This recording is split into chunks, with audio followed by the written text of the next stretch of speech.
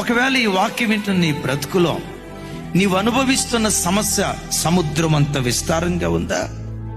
నువ్వు అనుభవిస్తున్నటువంటి దుఃఖం సముద్రంలో ఉన్న నీళ్లు కొలవలేనట్లుగా నీవు అనుభవిస్తున్న వేదన, మానసిక కృంగుదల, గుండెల్లో ఉన్న ఆవేదన ఎవరికి చెప్పుకోవాలో అర్థం కాక నీ హృదయమే ఒక దుఃఖ సముద్రంగా ఉందేమో.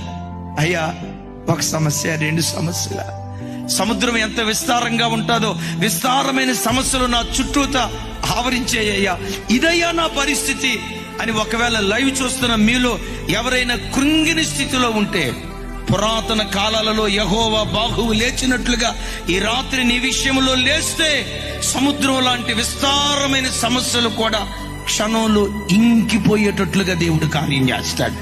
బయట సమాజం ఎదుట నవ్వుతూ కనపడుతున్నావేమో. తండ్రి, ఓ తల్లి, ఈ వాక్యం వింటున్న తమ్ముడా, చెల్లి, లైవ్ చూస్తున్న బిడ్డలారా, నీ గుండెల్లోని దుఃఖ సముద్రం గూడు కట్టుకుని ఉందా? యేసు నామం పేరిట రాగల నెలలో దుఃఖ సముద్రాన్ని దేవుడు దాటించబోతున్నాడు.